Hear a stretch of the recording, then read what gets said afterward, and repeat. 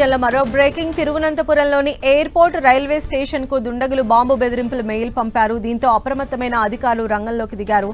Airport railway స్టేషన్లలో bomb dog squad తో క్షుణ్ణంగా తనిఖీలు చేస్తున్నారు. ఎయిర్పోర్ట్ టెర్మినల్ సహా పరిసర ప్రాంతాలు, రైల్వే స్టేషన్ పరిసర ప్రాంతాల్లో డాగ్ స్క్వాడ్ సహాయంతో అధికారులు తనిఖీలు చేస్తున్నారు.